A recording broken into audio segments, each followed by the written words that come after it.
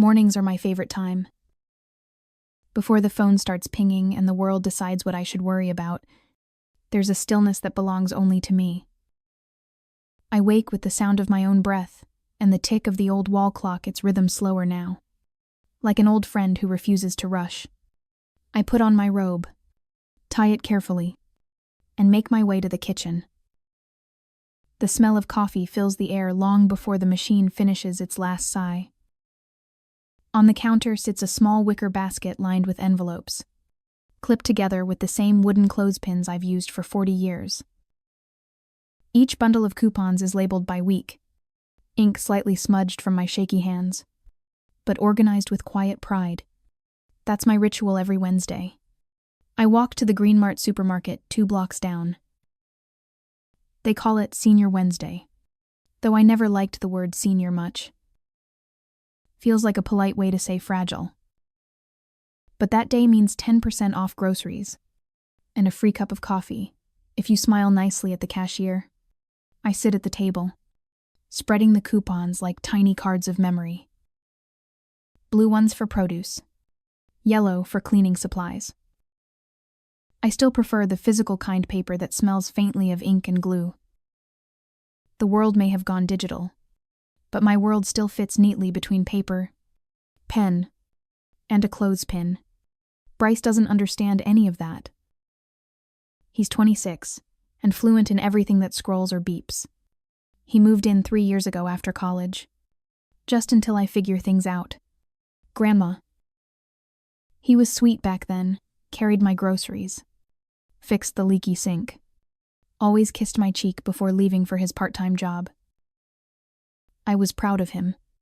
This tall, clever boy, with the Brooks eyes and his mother's smile.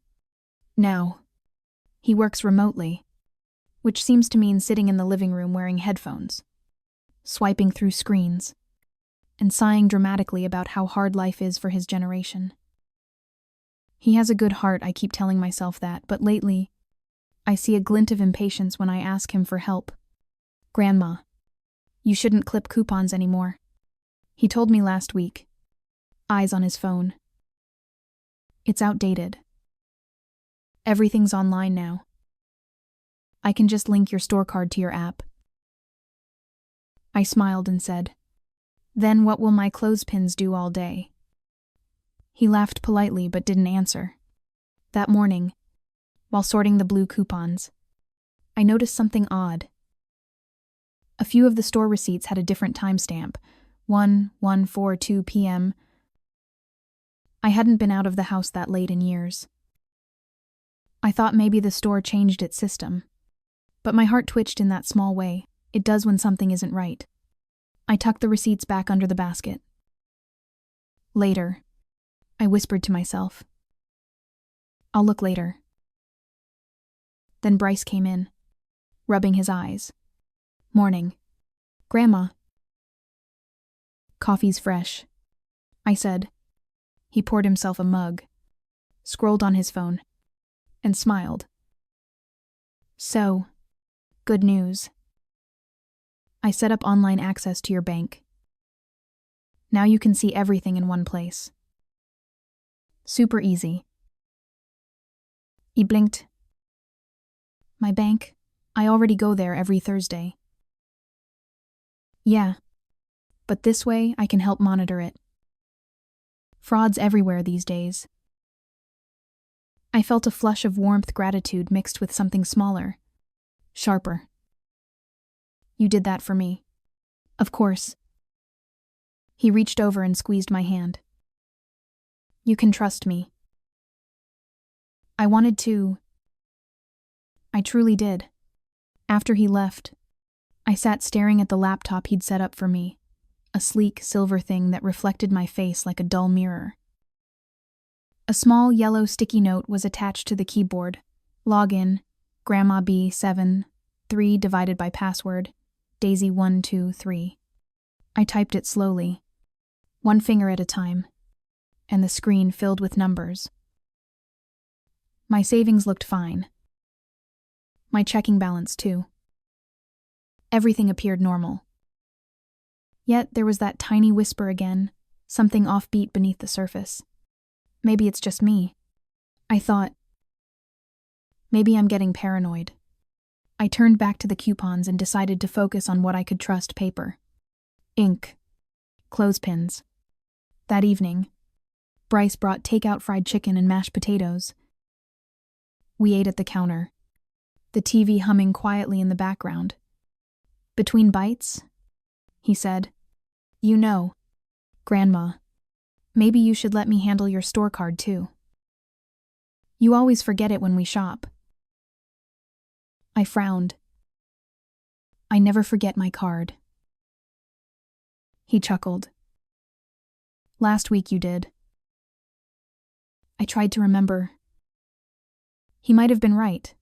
I'd been distracted by a woman asking about coupons. "All right," I said finally. "If it makes things easier." "Great," he said. Too quickly. "I'll just keep it on my phone. You can still use your number if you need." He smiled, kissed my cheek, and went back to scrolling. Something in my stomach twisted. That night, lying in bed, I stared at the ceiling fan turning slowly in the dark. The hum reminded me of the sound my husband used to make when reading the newspaper low. Steady, reliable. He'd been gone 8 years now, but I still imagined him sitting in the living room, glasses slipping down his nose, whispering, "Trust your instincts. Lynn." I closed my eyes and thought of those 1:14 p.m. receipts again. Days passed. Bryce became more helpful than ever. He paid bills online, checked my emails, even offered to automate my grocery orders. "You don't need to walk to the store, Grandma. I can set up deliveries." "But I like walking." "Sure, but it's cold out." "You could slip?" I smiled politely. "I've been slipping and surviving since the 70 seconds. He laughed again, too loud this time, and I noticed he didn't look at me when he did. The first real crack appeared on a Sunday afternoon. Bryce stormed into the kitchen holding my bank statement. "Grandma, did you order something for $180 last night?" I froze. "Last night? No. I went to bed at 9. He turned the paper toward me. There it was, an online charge to Game Zone Network. "That's probably fraud," I said quietly. He sighed. "I told you this would happen. It's all those spam emails you open." "I don't open spam." He rubbed his forehead. "I'll call the bank. We'll fix it. But you really have to stop trying to manage this stuff yourself." His tone wasn't cruel, but it wasn't kind either. I nodded and watched him leave, the paper still in his hand. My heart sank. That night, I went to the kitchen again, opened the basket, and lifted the top stack of coupons. Beneath them were weeks, months of receipts, neatly pinned.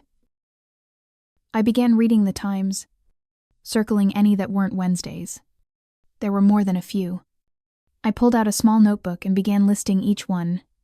March 4, 1145 p.m.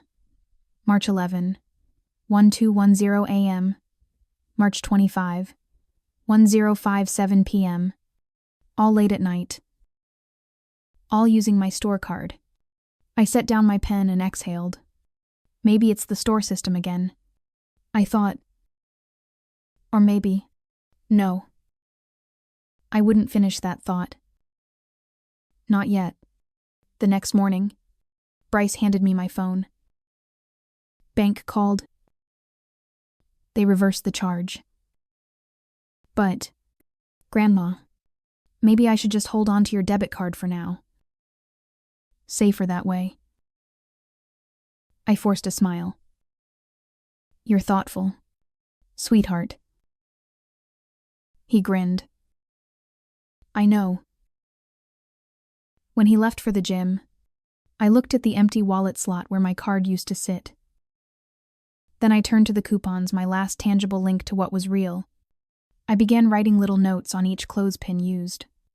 Unused. Duplicate. My handwriting trembled, but the act steadied my heart.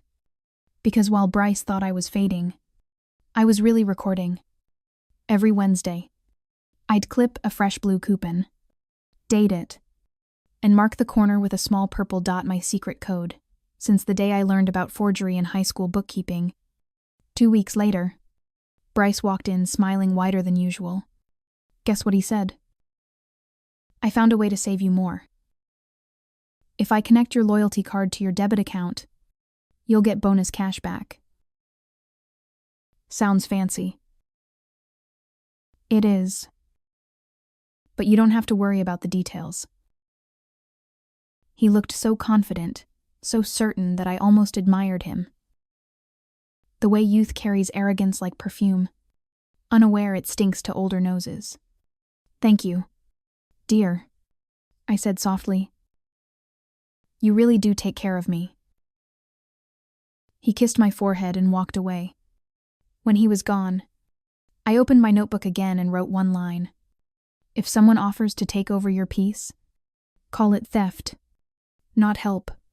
The days blurred. Small things changed.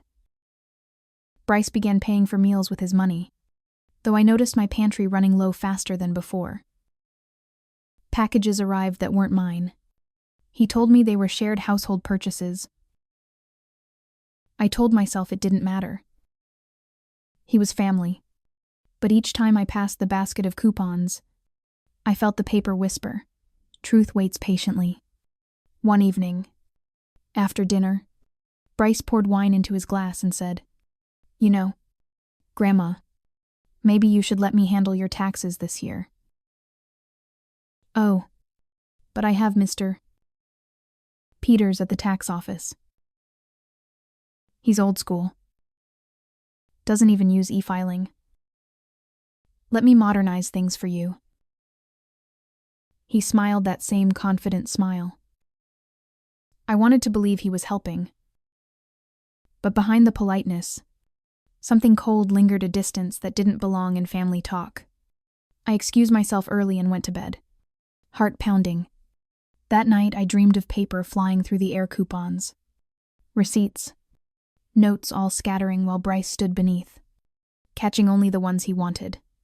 The next morning, I woke before dawn. I brewed coffee, opened the notebook again, and copied each odd transaction carefully. I labeled them by date, time, and store. Then I wrote a final column. Can't be me if asleep. For the first time in weeks, I smiled. When Bryce came down, I asked gently, Could you pick up some more clothespins today? Mine are wearing out. He laughed. Sure thing, Grandma. Whatever keeps you happy. And that was fine by me. Because while he thought I was clinging to the past, I was building a record for the future, one clothespin at a time. That night, I pinned the latest coupon to the wall above the basket. Its blue edge glimmered under the kitchen light. I touched it, then whispered to the empty room. Wednesday, my witness. I used to think love meant trust. That if someone called you Grandma and kissed your cheek before bed, it meant you could hand them the world, and they'd hold it with care. But I've learned that trust, when placed in the wrong hands, doesn't feel like love. It feels like falling asleep with the door unlocked. It started small. One morning, Bryce handed me a receipt from the pharmacy. Got your vitamins refilled, Grandma, he said, dropping the bag onto the counter. I thanked him, but when I checked later, the bottle wasn't the brand I usually buy. It was half the size and twice the price. Inflation. He shrugged. But that same day, my bank texted me about insufficient balance protection. It was the first time I'd ever received such a message. I stared at the screen until the letters blurred, feeling foolish for not understanding how the very system I'd used for decades could suddenly confuse me. That evening, Bryce sat on the couch, laptop open, eyes bright. "Don't worry, Grandma. I'll fix all that for you. I'll just set automatic payments so you don't miss anything." He hesitated. "You mean I won't have to go to the bank?" He smiled. "Exactly. Less stress." It did sound convenient. I signed where he told me. The next week, I noticed something new. Each time I opened my wallet, a little less cash remained. I told myself maybe I'd spent it on groceries or donation envelopes at church. But when I checked my purse, the church envelopes were still there, unopened. Then I remembered Bryce's words from last night.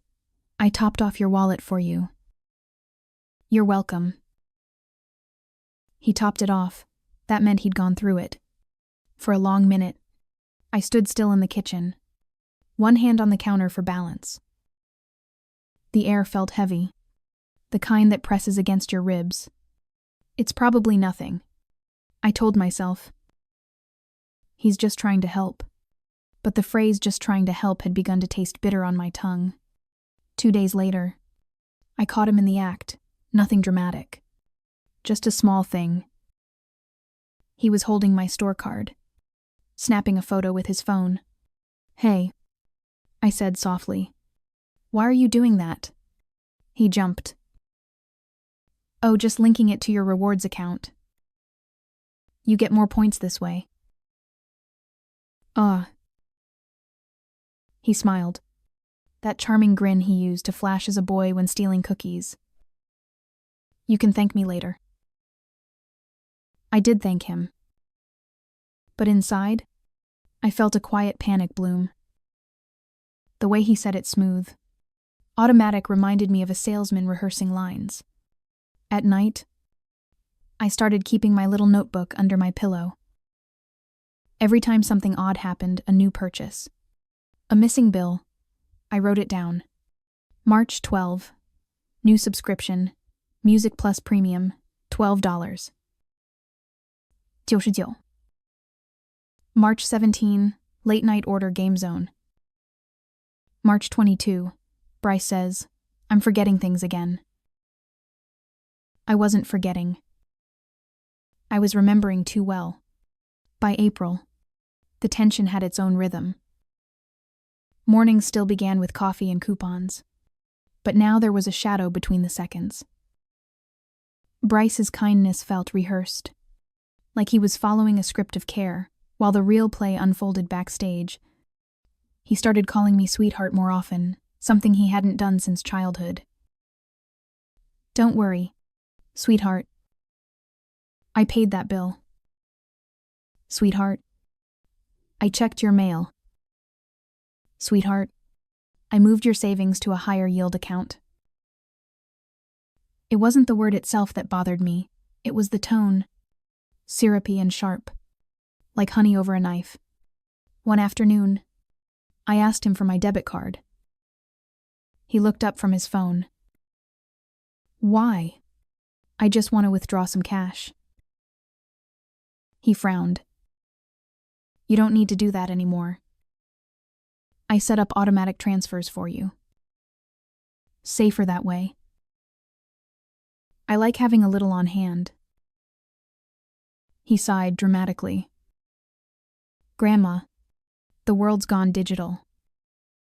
Carrying cash makes you a target. I'm trying to protect you." I forced a laugh.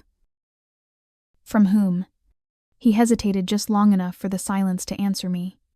That night, I found my wallet in a different spot.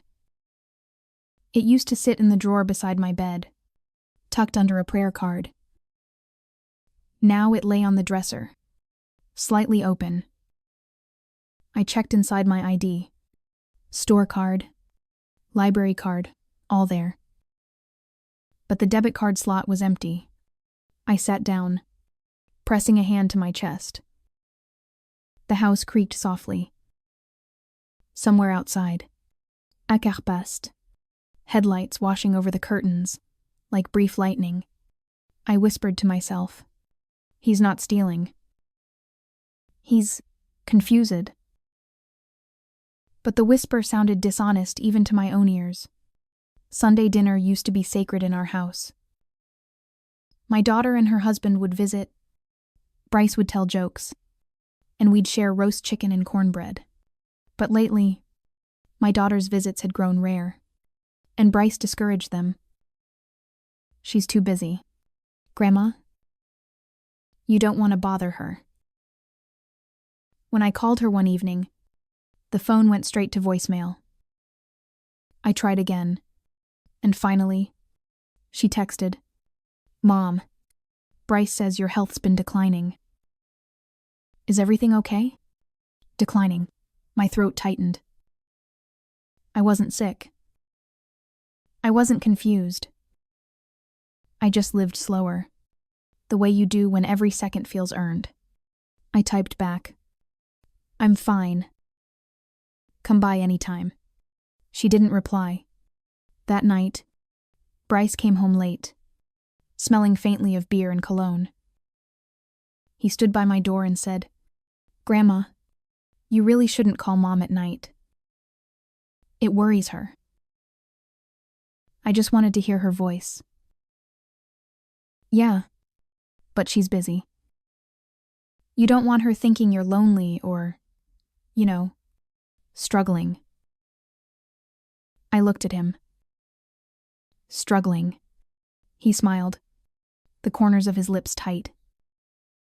"Don't worry about it. Get some rest." As he turned away, I noticed a faint glow from his phone screen.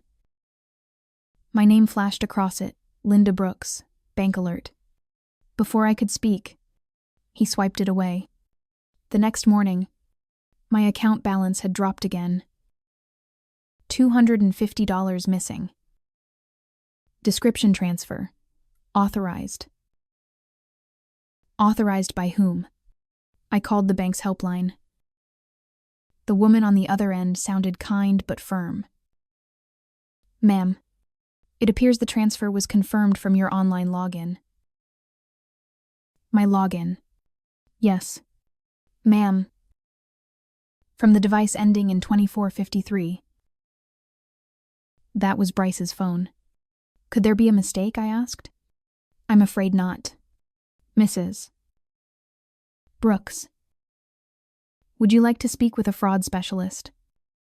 He hesitated, staring at the kitchen door where Bryce's jacket hung. "No," I whispered. "Not yet." That evening, he brought flowers. "Happy Sunday," he said. "You looked sad this morning." He placed the bouquet on the table, yellow tulips. My favorite. I wanted to melt, to forgive him before even accusing. But kindness can be camouflage, and mine had dulled with age. He cooked dinner, humming. "Guess what I signed you up for, an online delivery service. Groceries straight to your door. You'll never have to walk in the cold again." That's thoughtful. See, I'm making your life easier. He leaned in to kiss my forehead, and in that same motion, he slid my phone away from the counter. I noticed. I always notice. Later, when he was asleep, I retrieved it from his room. The screen was still unlocked. My bank app was open. There it was multiple recent transfers to an account under his name B. Carter. Notes: loan repayment, budget rebalancing, allowance. Allowance. I almost laughed. It sounded absurd, like I was some dependent child. My fingers trembled as I scrolled. I could have deleted everything, changed the password, maybe even called the police. But something inside me, the part that still saw the boy who used to help me decorate cookies, held me back. Instead, I took pictures. Every page. Every line. Then I slipped the phone back into place and went to bed. In the morning, I made pancakes. I wanted to see if guilt had a smell, if it rose with the butter or hid behind laughter. Bryce came down cheerful, kissed my cheek again. "You're up early." I couldn't sleep. He grinned. "Thinking about all the money we're saving." Something like that. He poured syrup and talked about crypto and stocks. I nodded, pretending to listen, while my mind replayed each screenshot like a prayer. He said, "I might move some of your savings to a higher return account. Just for a month." I stirred my coffee. "All right. As long as you keep receipts." "Of course," he said, smiling. "You can trust me." And I smiled back. Because the best way to defeat a liar is to let him speak. Weeks passed. The house grew quieter. Bryce's voice replaced every other on the phone with the bank, the store, even my doctor. "She forgets sometimes," he'd say, laughing. "You know how it is with older folks."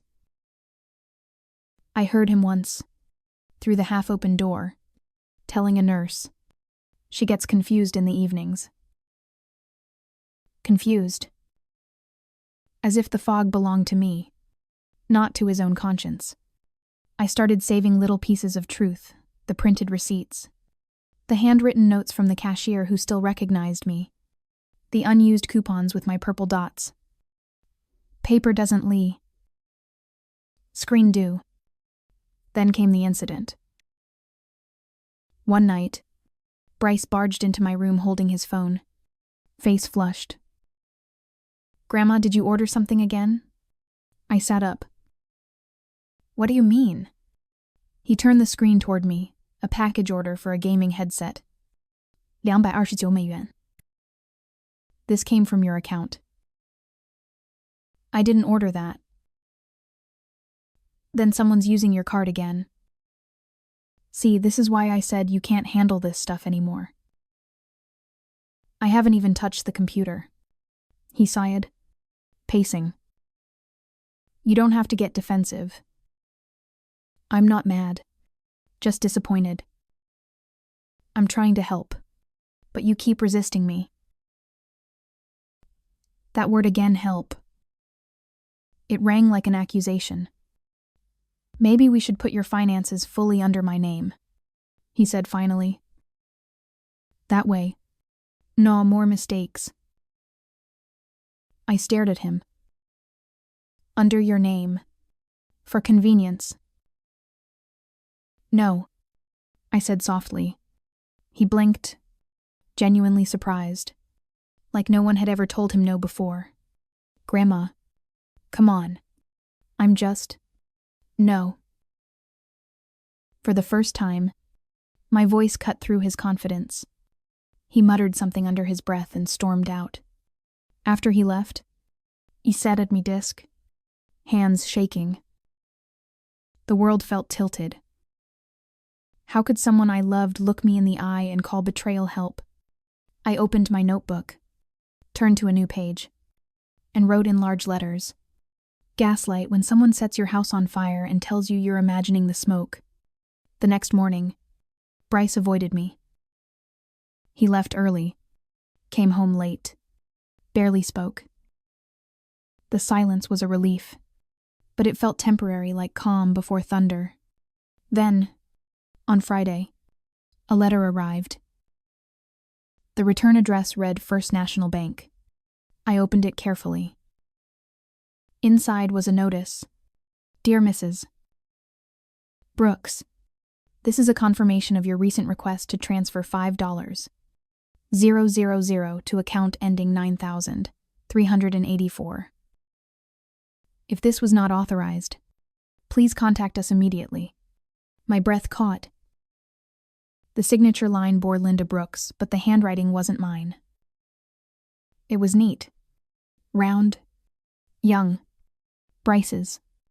I folded the letter, slipped it into my notebook, and brewed coffee like nothing had changed. When Bryce returned that evening, I greeted him as usual. "How was your day?" "Fine." "You?" "Oh. Kiet. I got some mail from the bank." He froze. Just slightly. "Oh yeah. Yes." I smiled. "They're very efficient." He nodded slowly. "Good." We ate dinner in near silence. I could hear his fork scraping the plate, the faint hum of his phone vibrating against the counter. Every sound felt louder than it should have. Afterward, he stood. "I'm heading out for a bit. You need anything?" "No. Dear. I have everything I need." I watched him leave, then locked the door behind him twice. That night, I laid out all my evidence. The letter, the screenshots, the coupon bundles, arranged by week, the receipt list in my notebook. The pattern was clear now. Each unauthorized purchase happened right after Bryce claimed to help.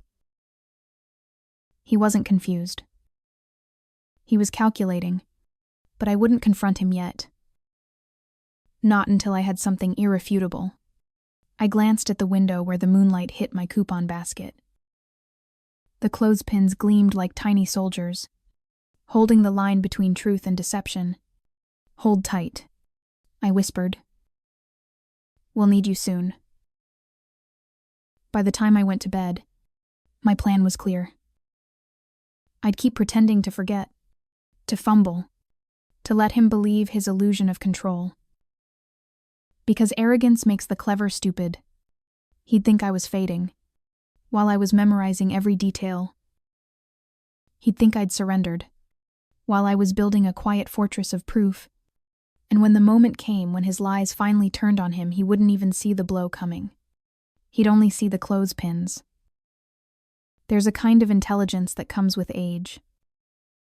Not the loud, quick kind that solves problems in minutes, but the quiet kind that waits.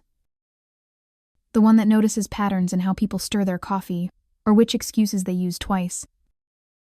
It's not about being smarter. It's about being still long enough for truth to reveal itself. That's what I told myself every morning after Bryce left for work. I'd sit at the kitchen table, surrounded by my paper army coupons, receipts, notebook, and a magnifying glass that used to belong to my late husband. Each morning, I studied my evidence like scripture. I began with the receipts. Each bore a timestamp, some faint, some bold. The digital ones that Bryce printed always had crisp ink and straight edges. Mine, the real ones from Wednesdays, had creases from my purse and faint smudges of produce dust where apples once sat. I lined them up by week 1 row for mine, 1 row for his. His pattern was exact. Every extra transaction happened late at night, on weekends, often followed by a cash withdrawal within 24 hours. The handwriting on the signed slips, whenever they existed, looked disturbingly familiar, a careful imitation of my looping L's and rounded O's. Only, Bryce didn't know that I had an old injury in my right hand from arthritis, which made my lowercase d tilt slightly left. His were perfectly straight. I smiled to myself. The details that age takes from us, it gifts back in invisibility. By the second week of my quiet investigation, I had a system. Each morning, I wrote down the date, the alleged transaction, and the alibi Bryce offered. April 4, must have been a bank error. April 6, Grandma, you probably subscribed to something accidentally. April 12, relax. I'll handle it. I wrote those exact words in quotes, his tone, his phrasing. Because tone is evidence. 2. Then I started checking the timestamps on his social media posts, public ones, full of gym selfies and late-night photos of takeout food. April 6. 11 audio für PM Burgerfoto. Captioned, earned this. April 6. 1:1:45 p.m. store transaction. The same night, I wasn't angry anymore. Anger had burned itself out, leaving something clearer: curiosity. What made a person so sure they could rewrite reality and never be caught? On Tuesday, he mentioned casually that the bank account looked good now. "Oh," I asked. "Did they fix the issue?" He smiled. That same calm arrogance I'd begun cataloging. "Yep. I transferred a few things. Simplified your setup. You'll thank me later." "I'm sure I will." When he went upstairs, I whispered, "You have no idea." My plan was simple: collect, confirm, and quietly prepare. No confrontation, no raised voice, just documentation. Because people dismiss a scream, but they can't argue with ink. I bought a small USB drive from the pharmacy, pretending I needed it for church photos. Each night, when Bryce slept, I took pictures of every transaction and stored them there. I even recorded brief voice memos describing what happened that day. April 8. I'd whisper. He changed my online password again. Told me it was to make it safer. New balance shows $2. 370 missing. Each file had a name: Wednesday Witness 1, Wednesday Witness 2. By the end of April, I had 23 of them. Then came the moment I realized he wasn't just stealing money. He was stealing my story. I overheard him on a video call one night speaking to my daughter. His mother. "Mom, she's really getting worse. She called the bank 3 times today. Totally confused. I think she's developing dementia." I stood in the hallway, hand trembling on the railing. It continued, voice low and patient, like a martyr. "Yeah, I'm handling it. But she's becoming paranoid. Keeps writing notes about receipts. I'll take care of her. Don't worry." That was the moment my grief died and strategy took over. The next morning, I made sure to leave the notebook out in the open, right where he'd see it. When he came into the kitchen, he frowned. "What's this?" "Just trying to keep track," I said innocently. "My memory's not what it used to be." He softened immediately. "See, that's why I'm helping you." I smiled. "You're right. What would I do without you?" He grinned, kissed my forehead, and left. The notebook had served its purpose. It told him exactly what he wanted to believe, that I was harmless. By midweek, I expanded the operation. I asked the store clerk, Janice, if she could print my purchase history from the last 6 months. She raised an eyebrow. "Everything okay, Ms. Brooks?" "Oh, just double-checking. My grandson thinks I'm losing track of things." She frowned. You're the only one who remembers which day we restock the yogurt section." We both laughed, but her tone carried something warm respect. I realized then that truth doesn't just live in documents. It lives in people who've seen you be consistent. Janice printed a long sheet of paper, 3 feet of tiny numbers and barcodes. Every transaction timestamped. Every item listed. Only Wednesdays. "Right?" she asked with a wink. I looked down the list. Every line ended with WED, 11001130 AM. Only Wednesdays. I repeated, That evening, I placed the printout in a folder labeled Exhibit A. Then I went further. I contacted the bank.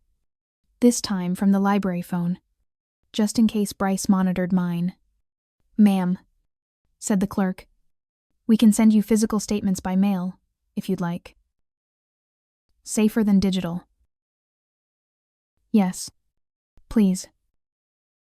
And can you mark the account as no third-party access?" "Of course."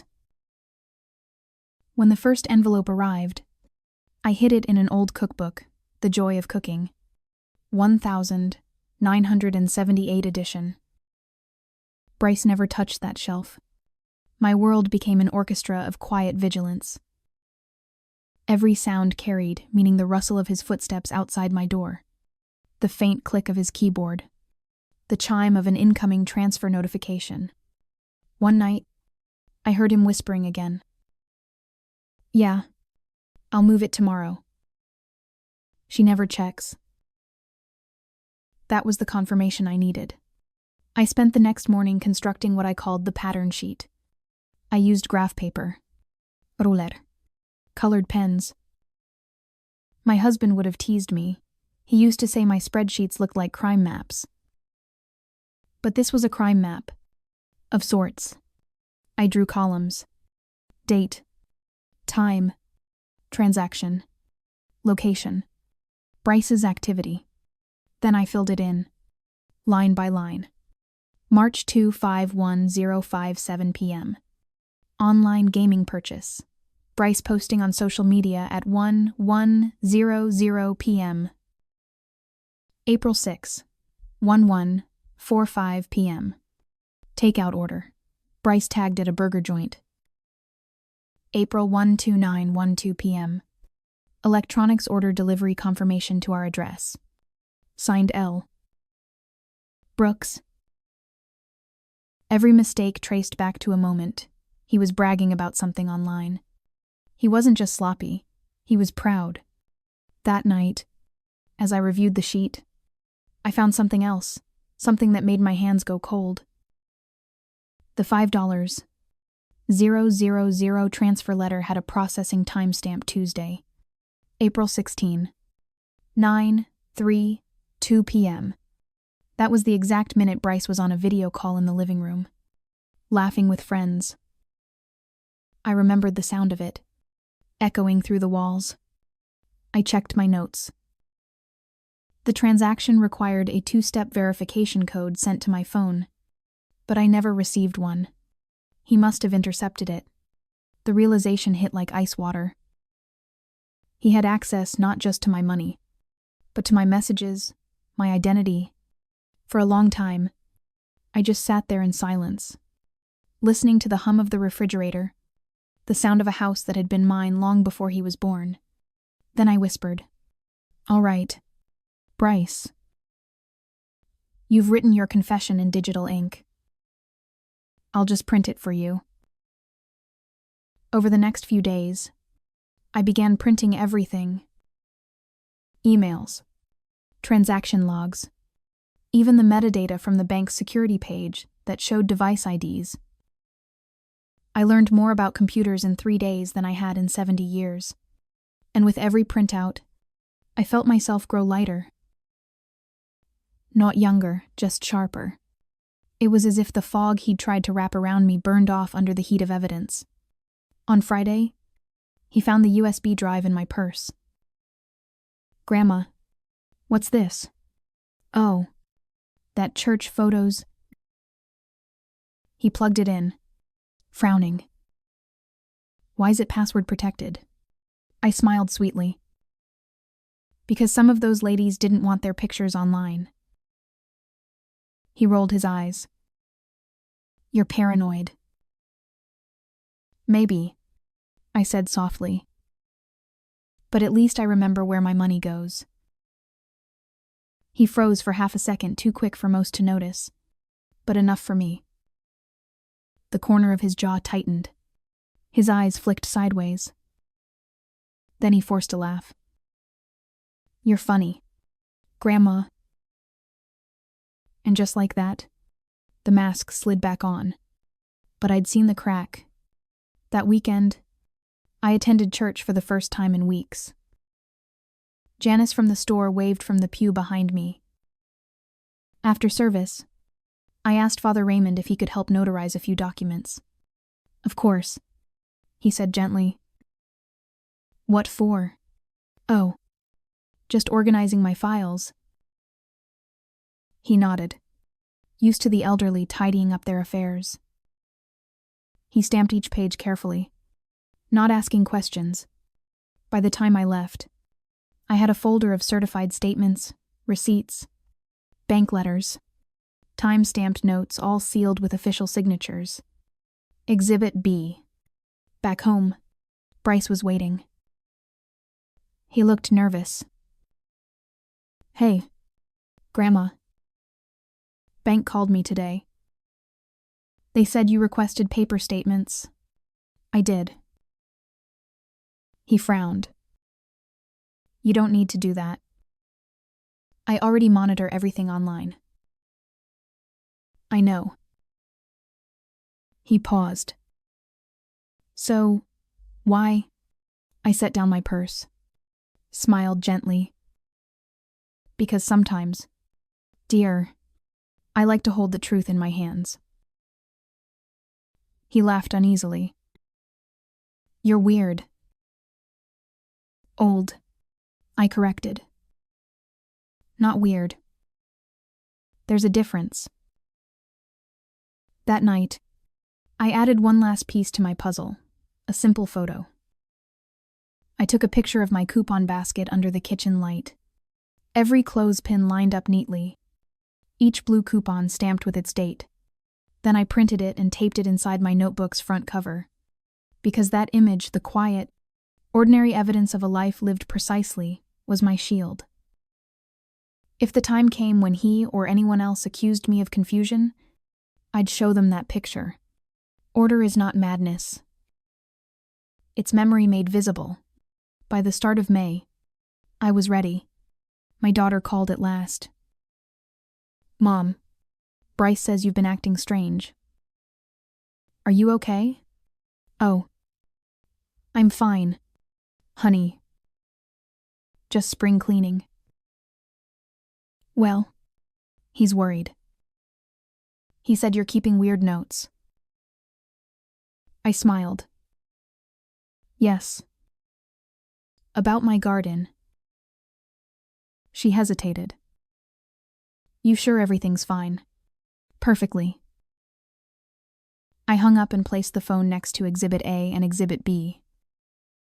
Because when the storm came, I'd need witnesses who didn't realize they were witnesses. Paper, ink, timestamps, and truth.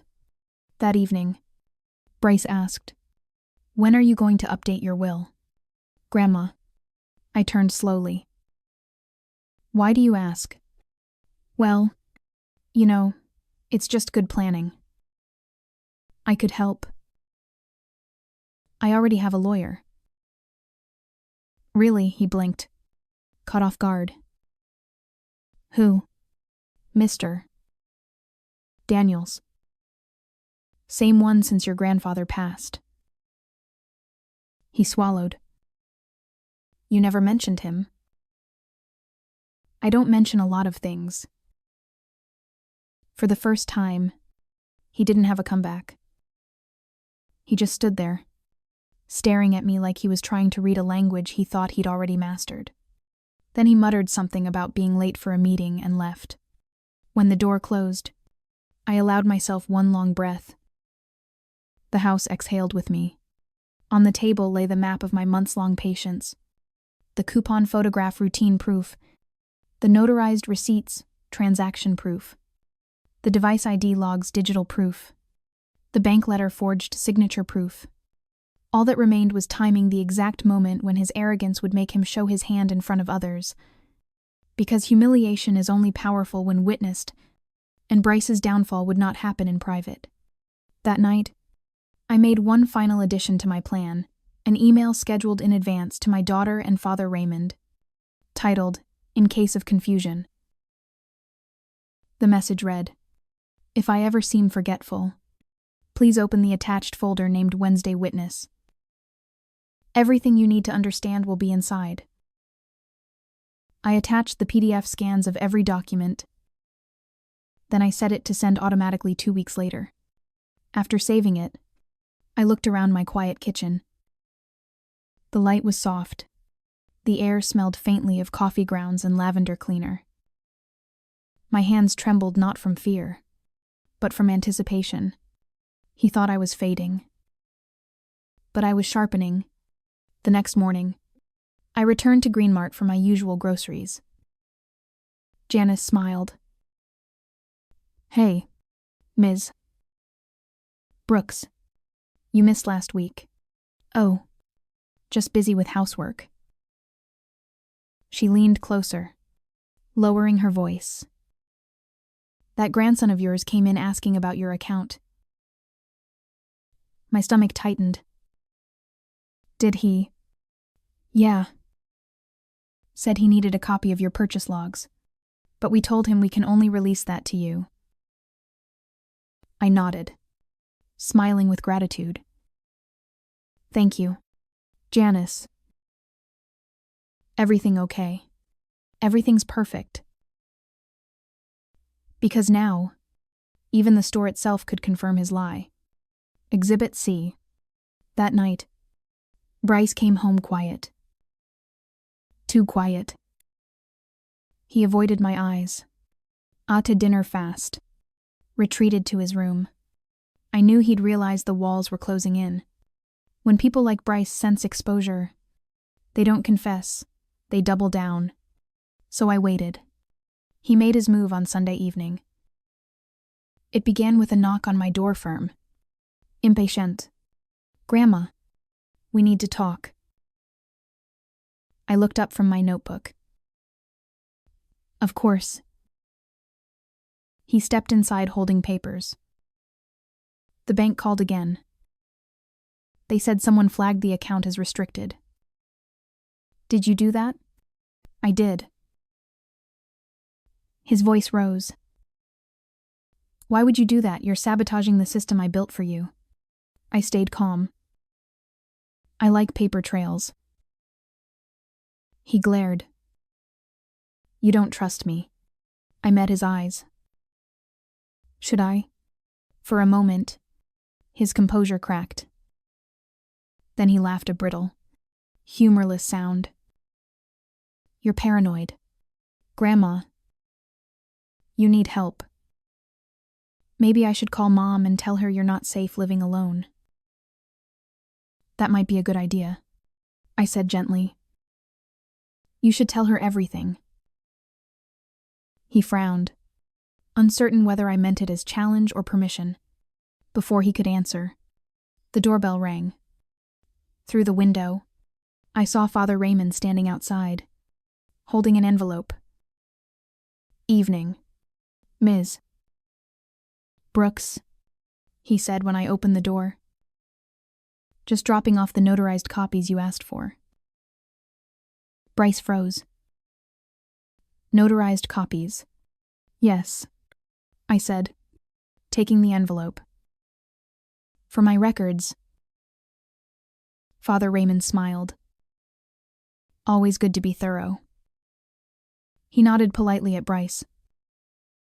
"Nice to meet you, young man." "You too," Bryce mumbled. When the priest left, Bryce turned to me, face pale. "What's going on?" "Oh, nothing," I said. "Just a little paperwork." He stood there, breathing hard. I could almost hear the wheels turning in his mind, scrambling for control. Then he whispered, "You've been spying on me." "No," I said softly. "I've been remembering." He stormed out without another word. The door slammed. I didn't follow. I didn't need to. The evidence was stronger than any argument. That night, I placed all 3 exhibits A, B, C into a single box labeled Wednesday Witness. Then I slid it under my bed and turned off the light. Sleep came slowly, but when it did, it was deep and dreamless. Because for the first time in months, I didn't feel confused. I felt ready. The morning it all came apart was sunny, mockingly sunny. The kind of brightness that makes everything look cleaner than it really is. I remember thinking the truth should come out on a day like this, when there's nowhere for shadows to hide. I had oatmeal, coffee, and silence for breakfast. Bryce slept late. He'd been restless all week, pacing, muttering on the phone. The air in the house carried the sour, metallic smell of tension like a storm inside drywall. By 9:30, I'd set the table. Not for food, but for order 3 folders A, B, C stacked neatly. My coupon basket at the center like a crown. My phone lay beside them, screen glowing with a drafted email addressed to my daughter, to the bank manager, and to Father Raymond. One button away from send. All I needed was an audience. Bryce came downstairs around 10, bleary-eyed, phone in hand. "Grandma, you still mad about the bank thing?" "No," I said. "Actually, I'm hosting a little meeting today." He laughed. "A meeting who? You'll see." He rolled his eyes. "Okay, sure. Just don't stress yourself." He poured cereal, scrolling through notifications.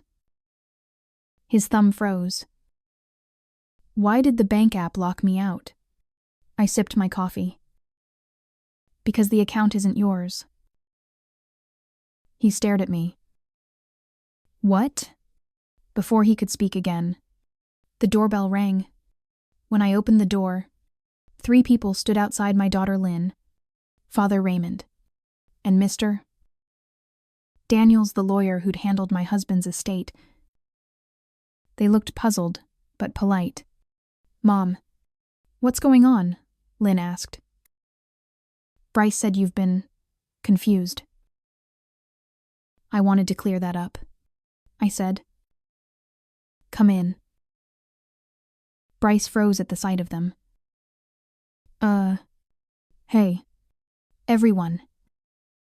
His voice cracked. Father Raymond greeted him warmly. "Mr. Daniels nodded curtly. They all sat at the table. The morning light spilled across the folders. Catching the shine of each clothespin, I began quietly, the way a conductor raises a baton before music.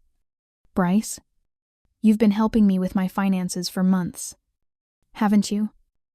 He straightened. "Of course. You asked me to. And you told everyone I was forgetting things." "Grandma, I never." He slid folder A toward him. "Then perhaps you can explain these." He opened it, pages of receipts, each circled in purple ink. "That's your handwriting," he said. "Yes. And those timestamps, every one after 10 p. I'm asleep by 9. He shrugged. "Maybe system errors." "Mr. Daniels cleared his throat. "I cross-checked the bank logs, Mrs. Brooks gave me. Those transactions were authorized from your phone. Mr. Carter. Device ID 2453. Bryce's jaw clenched. "That's impossible." "Not impossible," I said. "Predictable." Folder B came next, certified pages with notary stamps. The $5,000 transfer letter at the top. "Recognize the signature?" I asked. He leaned forward. "Pal. You're accusing me of forgery." "I'm not accusing," I said softly. "I'm proving." Father Raymond murmured. The dates align perfectly. Bryce turned to Lynn. Despérate. Mom. She doesn't understand. She's being manipulated by them. Lynn's brow furrowed. Bryce. Mr. Daniels is our family lawyer. He swallowed hard. You're all ganging up on me. No, I said. We're simply looking. I lifted the coupon basket, placed it before him like an altarpiece. Do you see these blue coupons? He blinked. What about them? They're used only on Wednesdays. Every legitimate purchase of mine happens on those days, between 11 and 1130 a.m. I slid out Janice's store printout Exhibit C. Notice anything. Every fraudulent transaction occurred on weekends or after midnight. You weren't careful with your schedule. He glanced at the list, then at his phone, as if a screen could save him. Enough, he snapped. You're making a spectacle of me. I'm giving you a chance to tell the truth. He stood, pacing. Fine. Maybe I used your card once or twice for gas. Big deal I was helping you.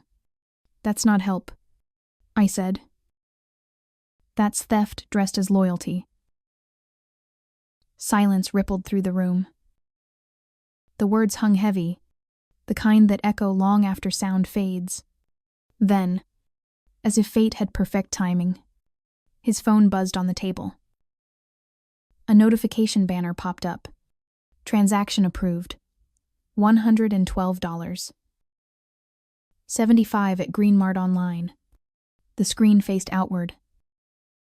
Everyone saw it. Lynn gasped. Bryce right now. His face drained of color. That's an old alert. No. Mr. Daniels said calmly, glancing at his watch.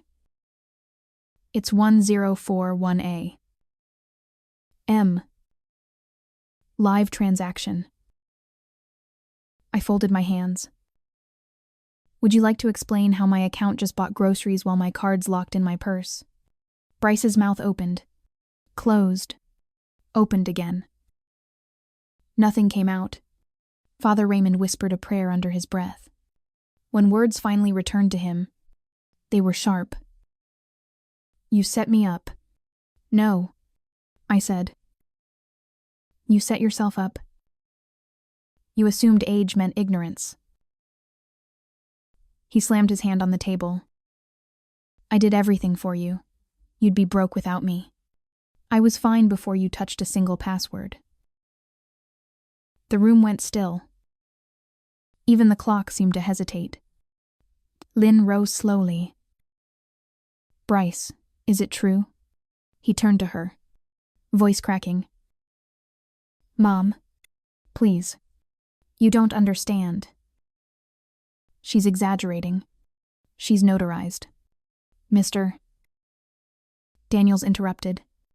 That broke him. He grabbed his phone, backing toward the door. You're all insane. I'm done. Bryce, I said quietly. Before you go, look at me. He froze. This house raised you. Every inch of kindness you learned came from these walls. And you tried to rob them blind. For the first time, his eyes watered not from guilt, but humiliation. The kind that stings because the audience is too close. He stormed out. The door slammed so hard the windows rattled. Silence returned. Soft, but alive. My hands shook, yet my voice stayed steady. Lynn sank into a chair, covering her face. Mom, I didn't know. I know you didn't. Mr. Daniels gathered the folders. I'll forward these to the authorities. There's enough evidence for a formal report. I nodded. Thank you. But don't press charges yet. Let him feel the weight first. Father Raymond smiled faintly. Mercy with boundaries. That's rare. Mercy isn't weakness, I said. It's control. After they left, Lynn stayed behind to help me clear the table. She ran her fingers over the coupons. You kept all these. They keep me, I said. Every piece of paper is a little promise that I was paying attention. She squeezed my hand. You're incredible. No, I whispered. Just awake. 2 days later, the bank manager called. Mrs. Brooks, we completed the investigation. Funds have been restored. And we've restricted your grandson's access permanently. I thanked him, hung up, and looked around my kitchen. The air felt lighter. That evening, Lynn visited again. He texted me, she said softly. He's sorry. Says he panicked. I believe him, I said. Panic makes people show who they are. Will you forgive him? Already did. She smiled sadly. You're too good. I shook my head. No. I just refuse to let bitterness be the last thing I remember. That Sunday at church, Father Raymond asked if I'd share a reading. I chose one from Proverbs. The integrity of the upright guides them, but the crooked are destroyed by their duplicity. When I finished, a quiet hush filled the sanctuary. Janice met my eyes from the back row and gave a small nod. Truth doesn't need applause, it just needs daylight. A week later, a police officer stopped by polite. Professional. Mrs. Brooks. Mr. Carter came in voluntarily. He admitted accessing your account. We'll handle the paperwork, but he asked if he could apologize. Not today, I said gently. Maybe when he's ready to listen, not just speak. The officer nodded. You handled this better than most. Age has its perks, I said. That night, I sat at the same kitchen table, but it felt like a different world. The folders were gone. The basket remained. I unclipped one blue coupon, dated the corner, and pinned it to the fridge under a magnet shaped like a daisy. A small act of normalcy. My own declaration of peace. Around 9 p.m. I received a message from Bryce. Grandma, I messed up. You don't deserve your forgiveness, but I can't sleep knowing what I did. You were right, I thought you'd never notice. I'm sorry. I stared at the screen for a long time, then typed slowly. The good thing about noticing, Bryce, is that it means I still care. Learn from it. I'm going to bed. I set the phone down and turned off the light. In the darkness, I could still see the faint glow of moonlight on the basket of coupons. Clothespins gleamed like tiny halos. They'd survived storms, floods of deceit, and one misguided boy's arrogance. And so had I. When morning came, I brewed coffee and whispered the same words I used to end every prayer with my husband. Another Wednesday. Another witness. Peace doesn't arrive with trumpets. It comes quietly, like sunlight through curtains after a long night. When the noise of anger finally fades, you can hear the small sounds again, the kettle's whistle, the creak of the porch swing, the heartbeat of a house returning to itself. That's what the days felt like after Bryce left.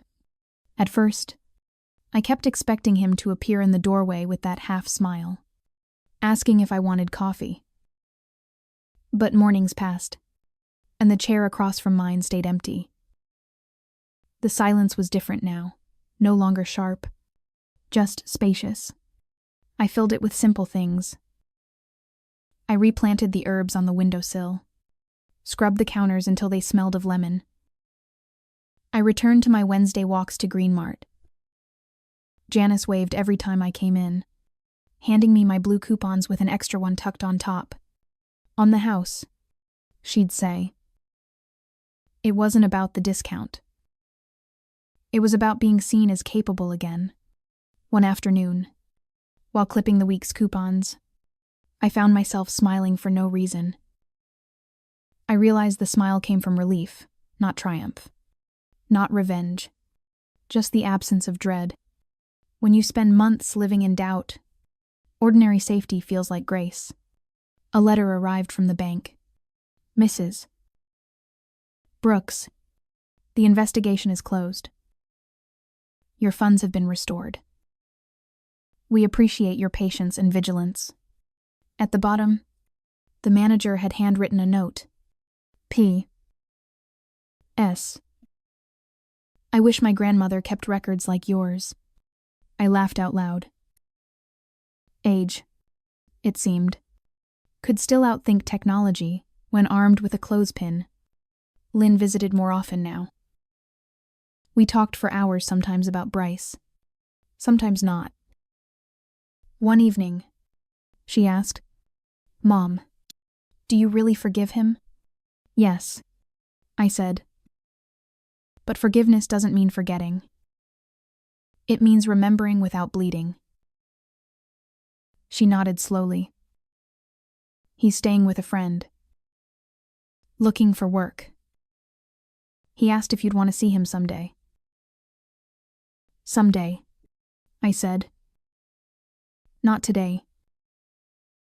Because forgiveness takes time to ripen. Pick it too early. And it's bitter. The town whispered for a while. People always do when scandal smells fresh. But whispers fade faster than guilt. Within weeks, the story of the old woman who caught her grandson stealing became just another cautionary tale told over coffee. I didn't mind. Stories are how people learn. What mattered to me was the rhythm returning. Every Wednesday, I'd walk to the store, buy my groceries, chat with Janice, and note the time, 1117. EERC. EESNR. Proof of presence. When I came home, I'd pin the new coupon above the sink and whisper my little mantra. Wednesday. My witness. It wasn't superstition anymore. It was gratitude. Spring melted into early summer. The garden bloomed. The air smelled of basil and wet earth. One afternoon, while watering the hydrangeas, I saw a figure standing by the gate. Bryce. He looked thinner, older, in a way that had nothing to do with age. Guilt ages people faster than time. Hi, Grandma, he said. I set down the watering can. Hello, Bryce. He didn't move closer, just clutched a small envelope. I wanted to return this. He held out my old debit card. The edges were worn, the numbers faded. I took it, feeling the weight of something both meaningless and monumental. Thank you. He swallowed hard. I paid the bank back. Mr.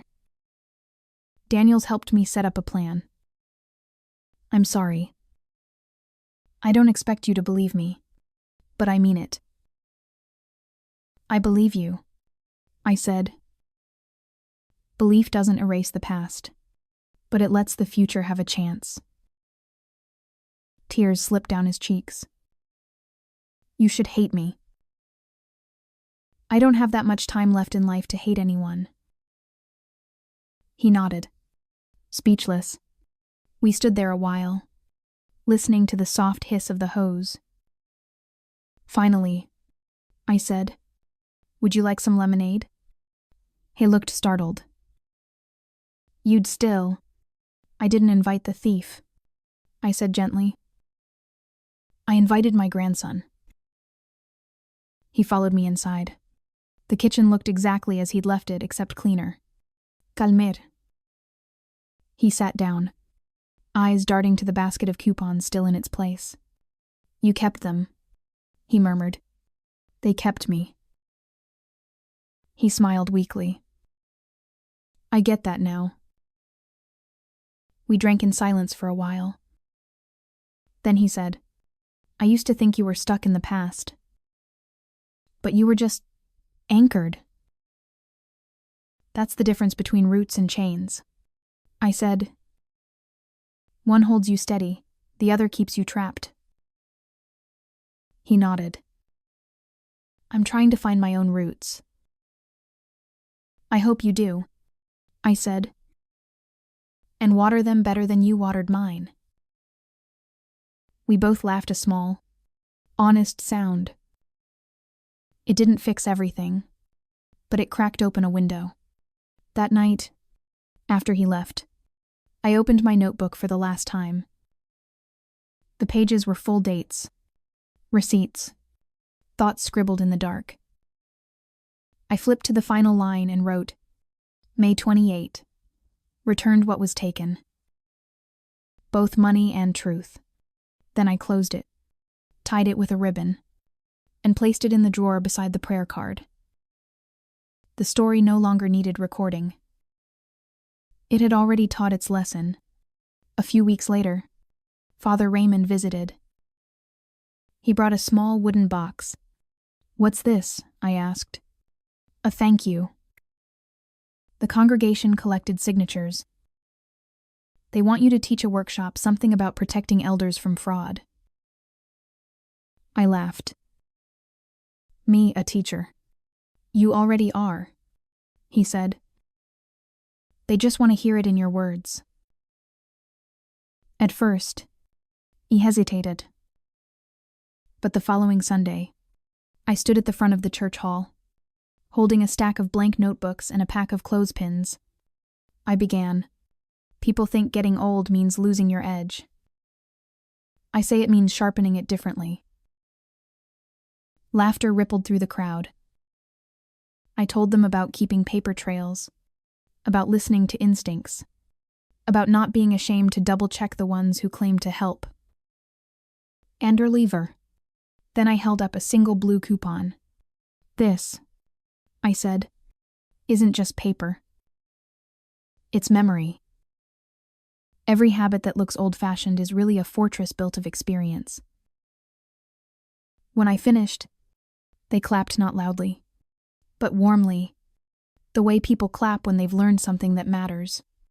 After the talk, a young woman approached me.